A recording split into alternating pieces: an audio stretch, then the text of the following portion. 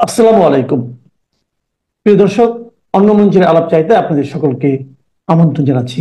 এবার তিতি বিরক্ত ভারত সিদ্ধান্ত নিয়েছে চিকেন স্নেক চওড়া হবে, যাতে কেউ বিশেষ করে ইউনুসের মতো ছোট মাপের মানুষ যখন তখন ভয় দেখাতে না পারে। ভারত অপারেশন ত্রিশূল নিয়ে নামবে। ত্রিশূল মানে স্থল, নৌ, বিমান, তিন বাহিনীর যৌথ যুদ্ধ মহড়া শুরু হয়েছে 30শে অক্টোবর, চলবে 10 নভেম্বর পর্যন্ত। এজন্যে নিয়ে যাওয়া হয়েছে 20,000-এর বেশি সৈন্য।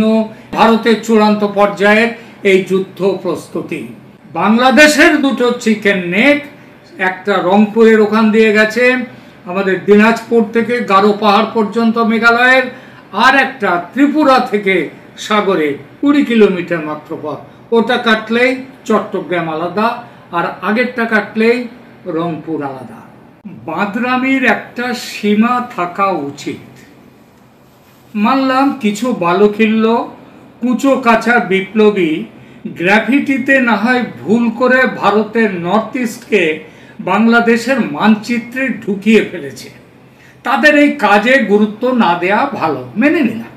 কিন্তু সেসব গ্রাফিটি যখন গুছিয়ে গাছিয়ে সরকারি উদ্যোগে বড় বইয়ের মধ্যে ছাপা হয়, এবং সেই বই আবার পাকিস্তান সেনাবাহিনীর জেনারেলকে ঘটা করে উপহার দেন বাংলাদেশের প্রধান উপদেষ্টা doctor Mohammad Yunus, the Nobel laureate, তখন কি বিষয়টি আর বালখিল্য কুচো বিপ্লবীদের কাজ বলে এড়ানো যায়, নাকি এড়ানো উচিত? ধরুন, এই রকম কাজ যদি ভারত করত, ভারতের কোনো শিল্পী গোষ্ঠী তারা যদি ভারতের মানচিত্রে রংপুর আর চট্টগ্রামকে ঢুকিয়ে গ্রাফিতি তৈরি করত, সেই সব গ্রাফিতির ছবি দিয়ে বই করত, এবং সেই বই দেশ বিদেশের সরকার বা সেনা প্রধানদের উপহার দিতেন নরেন্দ্র মোদী, তাহলে কি বাংলাদেশের হাতে ঘা লাগতো না?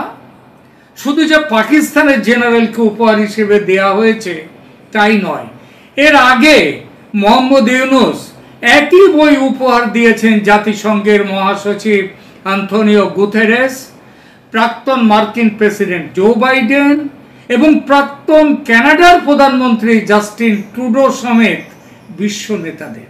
অর্থাৎ এই মানচিত্র আর কোনো গোপন ব্যাপার থাকছে না, আন্তর্জাতিক হয়ে গেছে। এই স্বীকারোক্তি স্বয়ং বাংলাদেশ সরকারের প্রেস বিবৃতিতে দেয়া হয়েছে। এই পুরো প্রকরণ কি আদৌ বালখিল্যদের মতো মনে হয়, নাকি চিমটি কাটা, খামচি দেয়া, কামড়ে দেয়ার প্রবল একটা ইচ্ছা? 90 ছুতে যাওয়া ওই বুড়ো মোহাম্মদ ইউনুসের ভীমরতি বললে এটা ভুল হবে। নর্থ ইস্ট নিয়ে পাগলামি ইউনুস মিয়া এই প্রথম করলেন এমন নয়, এর আগেও বহুবার করেছেন। বিমস্টেক বৈঠকে নরেন্দ্র মোদী মুখোমুখি সাক্ষাতে তাকে সাবধান করে দিয়েছিলেন, বলেছিলেন ভেবে চিনতে কথা বলতে এবং কাজ করতে। কিন্তু চোরে না শোনে ধর্মের কথা। তাই এবার তিতি বিরক্ত ভারত সিদ্ধান্ত নিয়েছে এবার কিছু শক্ত ব্যবস্থা নিতে হবে। পাগলামি ছাড়াতে যখন গেলা ওষুধে কাজ হয় না, তখন ইলেকট্রিক শক দেওয়ার নিয়ম তেমনটাই। রোগীকে মারার জন্য নয়, কিন্তু অসুখ সারাবার জন্যে। দিল্লির সাউথ ব্লকের একজনের সঙ্গে কথা হলো, তিনি বললেন বাংলাদেশকে সুস্থ করার উদ্দেশ্যে ভারত এবার কড়া ডোজের ইলেকট্রিক শক দেবে। শিলিগুড়িতে থাকেন আমার এক ভ্রাতৃপ্রতিম বন্ধু, বড় মাপের রাজনৈতিক ব্যক্তিত্ব রজত ভরদ্বাজ মুখোপাধ্যায়। 3 দিন আগে তিনি এক মেসেজ পাঠালেন, দেখে নিন কি লিখেছেন তিনি। দেখুন,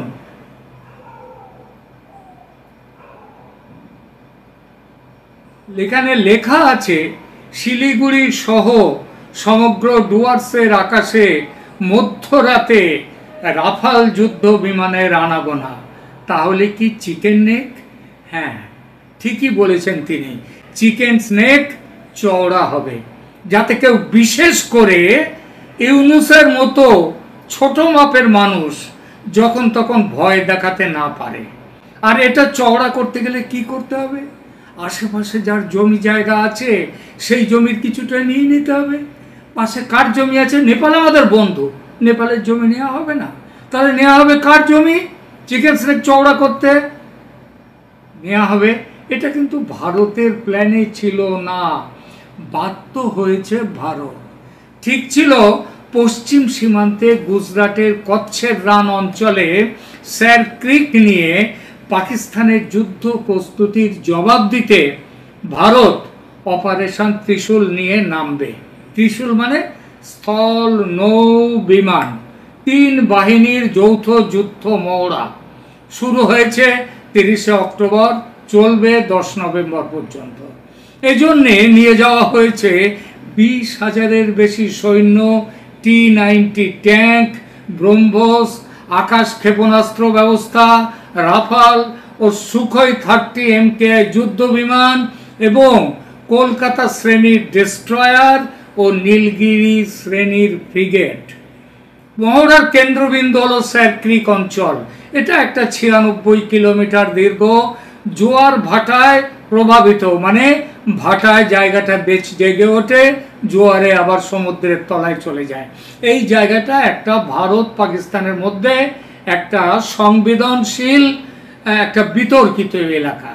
এই মহড়ায় মরুভূমি, জলাভূমি ও উপকূলীয় অঞ্চলে উভচর অভিযান, স্থলে, জলে এবং আকাশে সেই অভিযান চলবে। সাইবার যুদ্ধ চলবে, ইলেকট্রনিক যুদ্ধ হবে এবং বহুস্তরীয় যুদ্ধ ক্ষমতার পরীক্ষা চলবে। রক্ষামন্ত্রী রাজনাথ সিং সম্প্রতি পাকিস্তানকে এক কড়া সতর্কবার্তা দিয়ে বলেছেন, স্যার ক্রিক অঞ্চলে পাকিস্তান যদি কোনো দুঃসাহসিক পদক্ষেপ নেয় তাহলে প্রতিক্রিয়া এমন শক্তিশালী হবে যে তা ইতিহাস, ভূগোল সব পাল্টে দেবে। এই মহড়ার সময়ে ভারত রাজস্থান ও গুজরাটের বিশাল আকাশ সীমা 28,000 ফুট পর্যন্ত উচ্চতায় বেসামরিক উড্ডয়নের জন্য বন্ধ রেখেছে। এই ব্যবস্থাকে বলে নোটাম, মানে নোটিশ টু এয়ারমেন, অর্থাৎ আমাদের আকাশে কেউ এসো না। পশ্চিম সীমান্তে এই ব্যবস্থা হয়েছে সেটা তো বুঝলাম, কিন্তু পূর্ব সীমান্তে, বাংলাদেশ সীমান্তে কেন এই নোটাম? তাহলে কি পূর্ব সীমান্তেও যুদ্ধের প্রস্তুতিতে ভারত? ঠিক তাই, বঙ্গোপসাগরেও একযোগে নোটাম জারি হয়েছে।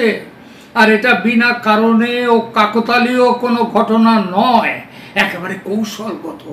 এবং সিদ্ধান্তটি নেওয়া হয়েছে ওই পাকিস্তানি জেনারেল সাইর শামসাদ মির্জার বাংলাদেশ সফর ও সফরের সময় তার হাতে Yunus art of Triumf, graffiti of বাংলাদেশের নিউ ডন এই নামের বইটি তুলে দেওয়ার পর। বইটির নামের বাংলা অর্থটা একবার বলে দিই, বিজয়ের শিল্প, বাংলাদেশের নতুন ভোরের গ্রাফিটি। কিসে ভোর ও বিজয় হলো, কোথায় নতুন ভোর হলো, সেসব বাংলাদেশের মানুষ দেখবে, বুঝবে। ওটা তাদের পাঁঠা, তারা ঘাড়ে কাটবে না মাথায় কাটবে সেটা তাদের ব্যাপার। নতুন ভোরে তারা আছে নাকি রাত দুপুরে আছে সেটা তারাই ভালো জানে। ভারতের আপত্তি কেন বইয়ের মধ্যে ভারতের 7টি রাজ্যকে বাংলাদেশের দখলে নেওয়া হলো এবং দেশের সর্বোচ্চ শাসক সেই বই নিজের হাতে প্রচার করছেন কেন? আর সেজন্যই ভারতের চূড়ান্ত পর্যায়ের এই যুদ্ধ প্রস্তুতি। এখানেও গুজরাট সীমান্তের মতো 3 বাহিনীর চূড়ান্ত মহড়া, শিলিগুড়ি থেকে সাগর, উত্তরের পাহাড় থেকে দক্ষিণের বঙ্গোপসাগর, অপারেশন ত্রিশূলের পাশাপাশি এই বিশাল অঞ্চল থেকে, এই অঞ্চলে 3 থেকে 14 নভেম্বর পর্যন্ত একটা বড় আকাশ মহড়ার জন্য নোটাম জারি করেছে ভারত। সেই সাথে বঙ্গোপসাগরের যুদ্ধ জাহাজ নিয়ে গেছে। এই দীর্ঘ 11 দিনের মহড়ায় ভারতীয় স্থল বাহিনী, বিমান বাহিনী ও নৌবাহিনীর সমন্বিত অভিযান পরিচালিত হবে। এর আগে অক্টোবর মাসে ভারত বঙ্গোপসাগরে 15 থেকে 17 অক্টোবর তারিখে একটি ক্ষেপণাস্ত্র পরীক্ষার জন্য নোটাম জারি করেছিল, যার পরিসীমা ছিল 1480 কিলোমিটার থেকে পরে বাড়িয়ে 3550 কিলোমিটার, প্রায় 3 গুণ বাড়ানো হয়। এই পরীক্ষাগুলো অগ্নি 3, অগ্নি 4 অথবা দূরপাল্লার জাহাজ বিধ্বংসী মিসাইল বা ক্ষেপণাস্ত্র পরীক্ষার জন্য ছিল। অপারেশন ত্রিশূল ও বঙ্গোপসাগরে ভারতের নোটাম, এই বার্তা কি বাংলাদেশের উদ্দেশ্যে? ভারত বর্তমানে দুটো ভিন্ন ভৌগোলিক অঞ্চলে, পশ্চিমে পাকিস্তান, পূর্বে বাংলাদেশ, একযোগে বড় ধরনের সামরিক মহড়া চালাচ্ছে। অপারেশন ত্রিশূল পশ্চিমে আর পূর্বে বঙ্গোপসাগরে বিমান বাহিনীর ব্যাপক আকাশ মহড়া, যুদ্ধ জাহাজ সেখানে মজুত করা। এই দুই মহড়ার জন্য জারি করা নোটাম এবং তাদের সময় বিশ্লেষণ করলে স্পষ্ট হয় যে ভারতের এই সামরিক কৌশল শুধুমাত্র পাকিস্তানের জন্য নয়, বাংলাদেশের জন্য একটা সুস্পষ্ট বার্তা দিচ্ছে।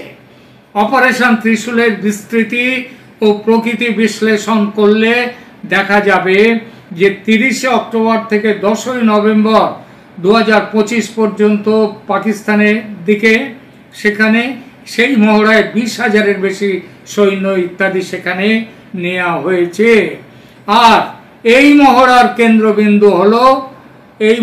কেন্দ্রবিন্দু হলো আমাদের বাংলাদেশ। এবং রক্ষামন্ত্রী রাজনাথ সিং পাকিস্তানকে যে সতর্কবার্তা দিয়েছেন, সেই একই সতর্কবার্তা বাংলাদেশের উদ্দেশ্য। বঙ্গোপসাগরে একযোগে নোটাম, নো এন্ট্রি টু এয়ারমেন, কাকতালীয় নয়, এটা কৌশলগত অপারেশন। এই দীর্ঘ 11 দিনের শুরু হবে কবে থেকে? 3রা নভেম্বর থেকে 14ই নভেম্বর পর্যন্ত, একটা বড় আকাশ মহড়ার জন্য এইটা। এর আগে আমরা যেগুলোই দেখে এসেছি, এর আগে ছোটোখাটো আমাদের এখান থেকে ওই চাঁদিপুর থেকে, দীঘা থেকে, সেখান থেকে ছোড়া হয়েছে মিসাইল, পরীক্ষা হয়েছে, তখনও নোটাম জারি। নিশ্চিতভাবে বলা যায় ভারতের এই দ্বৈত সামরিক তৎপরতা, এর পেছনে বাংলাদেশের সাম্প্রতিক ভূ রাজনৈতিক অবস্থান গুরুত্বপূর্ণ ভূমিকা নিচ্ছে। বাংলাদেশ, পাকিস্তান, চীন ত্রিপক্ষীয় সম্পর্ক একটা তৈরি করেছে। শেখ হাসিনা সরকারের পতনের পর মোহাম্মদ ইউনূসের নেতৃত্বে অন্তর্বর্তী সরকার পাকিস্তান ও চীনের সঙ্গে সম্পর্ক জোরদার করছে। এছাড়া জামায়াতে ইসলামের মতো পাকিস্তান সমর্থক ইসলামপন্থীরা, তাদের উত্থানে ভারতের উত্তর পূর্বাঞ্চলে বিচ্ছিন্নতাবাদী গোষ্ঠীগুলো তাদের রমরমা শুরু হয়েছে। 2009 সালের আগে বাংলাদেশে ভারতীয় বিচ্ছিন্নতাবাদীরা আশ্রয় পেত 2009-এর আগে, মানে শেখ হাসিনা আসার আগে। আর শেখ হাসিনা সরকার তাদের ভারতে হস্তান্তর করে সম্পর্ক স্বাভাবিক করেছিল, সেই অবস্থা এখন আর নেই। বঙ্গোপসাগরে নোটাম জারি, তাই বাংলাদেশের প্রতি খুব বড় সতর্ক বার্তা। বঙ্গোপসাগরে ভারতের সামরিক শ্রেষ্ঠত্ব ও নজরদারি এবং ভারতের ক্ষমতা দেখানো, ও সেই সঙ্গে পাকিস্তান চীনের সঙ্গে বাংলাদেশের ঘনিষ্ঠতা নিয়ে সতর্ক বার্তা দেয়া। ভারতের উত্তর পূর্বাঞ্চলের নিরাপত্তা নিয়ে আপোষ করা হবে না, এই স্পষ্ট বার্তা দেয়া ভারতের উদ্দেশ্য। বঙ্গোপসাগরে ভারতের দীর্ঘতম উপকূল রেখা এবং আধিপত্য প্রতিষ্ঠার ভারতের যে নজরে আছে এবং ভারত যে তার জন্যে সক্ষম, সেটা দেখাতে এবারের এই সিদ্ধান্ত।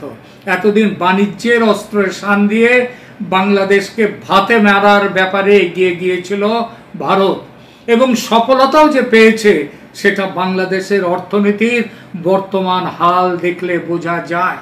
এবার তার সঙ্গে ভাতের সঙ্গে হাতে মারার দিকেও এগোচ্ছে ভারত। এবং ওই যে বললাম শুরুতে যে চিকেন স্নেক চওড়া হবে, এবং ওই যে বললাম আরেকটা কথা, ভারতের প্ল্যানে কিন্তু এবার আসতেই বাধ্য, সেটা ইউনূসের বাঁদরামির জন্যে। সেটা হচ্ছে বাংলাদেশের দুটো চিকেন নেক, একটা রংপুরের ওখান দিয়ে গেছে, আমাদের দিনাজপুর থেকে গারো পাহাড় পর্যন্ত মেঘালয়ের, আর একটা ত্রিপুরা থেকে সাগরে 20 কিলোমিটার মাত্র পথ। ওটা কাটলেই চট্টগ্রাম আলাদা, আর আগেরটা কাটলেই রংপুর আলাদা। আর এর পুরো দায় কিন্তু ডক্টর মোহাম্মদ ইউনূসের। 71-এ ভারত যুদ্ধ জিতলেও বাংলাদেশের 1 ইঞ্চি জমি ভারত নেয়নি, এবং তারপরে ছিটমহল বিনিময়ের সময় ভারত বেশি জমি দিয়েছে, কম জমি পেয়েছে। অর্থাৎ জমি হড়প করবার জন্য ভারত কখনো যায়নি। আজ ইউনূসের বাঁদরামির জন্য ভারতকে এই পথে চলতে হচ্ছে। তার প্রস্তুতি পুরো মাত্রায় শুরু হয়ে গেছে। ধন্যবাদ।